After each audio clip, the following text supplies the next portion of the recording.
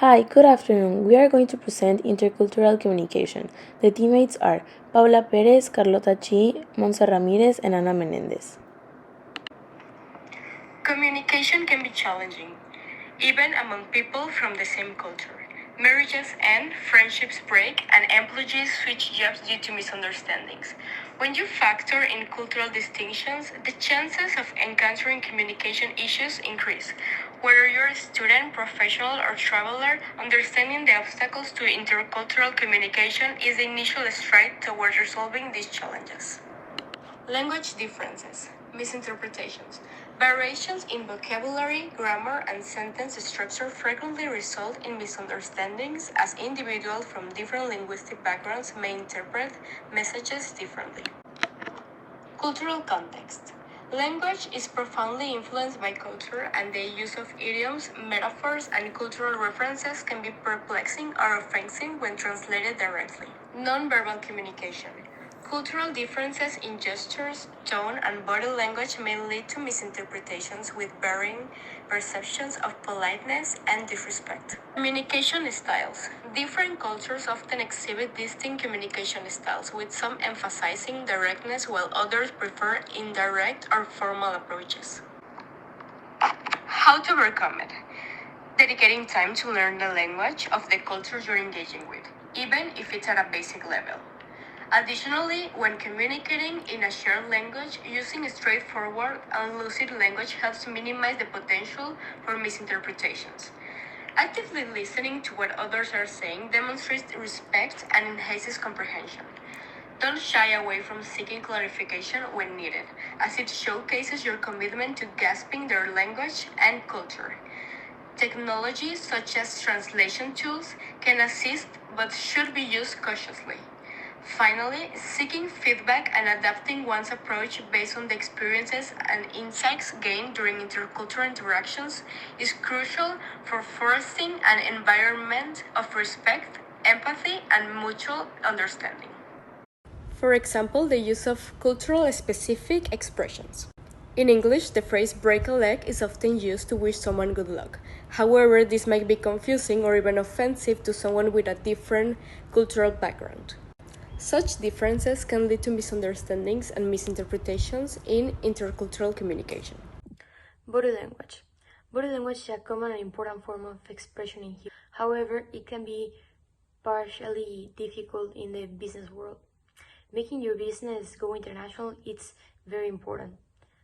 But as we don't know all of the other people's culture and rules, we don't know what's respectful or disrespectful for them. So, in ways of acting, if we show signs of body language that we used to do in our country, we don't know we don't know if it might come as offensive, and this could lead to misunderstandings, confusion, or even conflicts. For example, the way Americans say goodbye, like waving, can be an insult in some Asian countries like Malaysia, where they use that to call animals. So, what should we do when having an international meeting to avoid being too expressive or too touchy or making others uncomfortable? First, I say you should get to know yourself, paying attention to which gestures you use and how often do you use them. Then, investigate about other people's culture, especially if you're having a meeting with someone from a specific country, investigate about that country. So, investigate about the people's expressions and the kind of hand gestures they do. So find out if you do or don't do things that are respectful or disrespectful, so a professional doesn't have a wrong idea of you. If you find positive signs, use those signs to influence or make a point. Then don't be too rigid or serious, so there's a comfortable ambience, and be confident, respectful, and kind while you're talking. Level of context. Talking in a level of context is understanding under or below the said words. So sometimes people don't say exactly what they mean in order to be polite. but we need to think within the context and see based on their reactions, emotions, or words throughout the conversation what they actually mean. For example, if you're giving a long talk and the listener seems a bit bored or distracted, you can infer they are bored. But even if you ask if they are, that you shouldn't, but if you do, they won't give you the truth out of politeness. So, what should we do to overcome this barrier? To overcome this barrier, you need to pay attention to the listener, study their facial expressions while talking, and if they seem pleased or displeased with the idea you're proposing, well, get an idea out of that.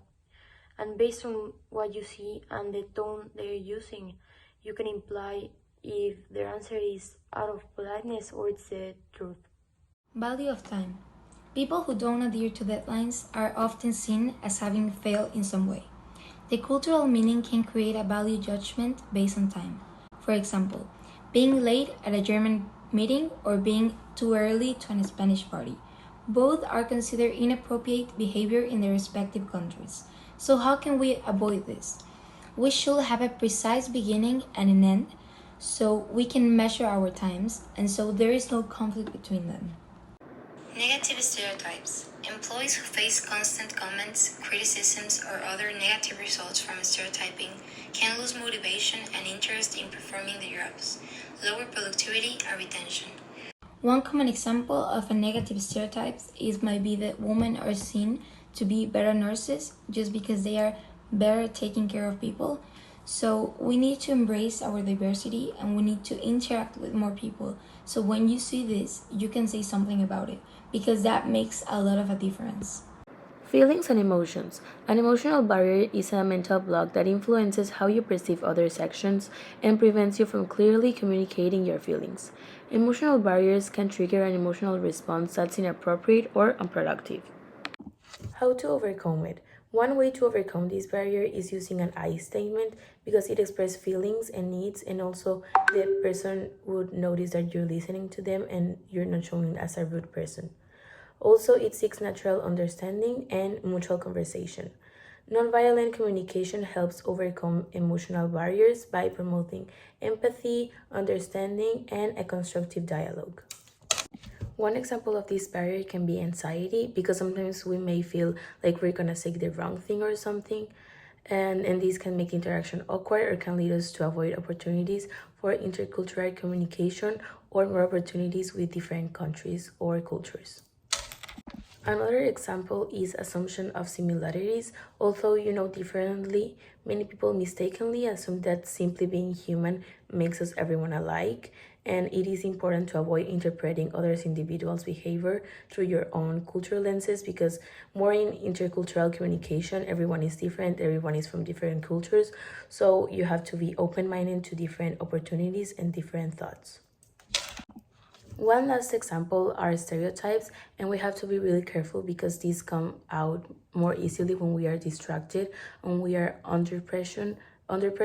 So treating individuals according to rigid stereotypes can lead to prejudices and discrimination, and we want to avoid this because we want to show them respect and to have a healthy time and a healthy communication.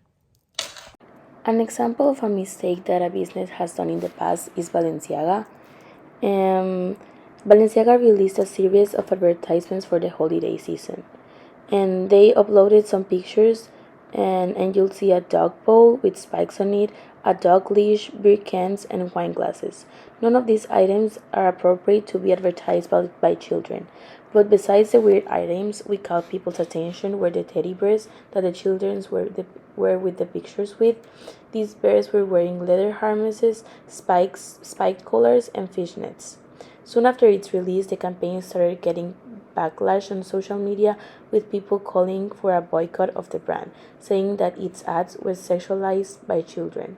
In response, Balenciaga deflected blame, and the photographer for the campaign began receiving death threats and had to release his own statement about the issues. At the end, Balenciaga denied everything, but it was a really controversial statement. Here are the references that we use, and thank you for your attention.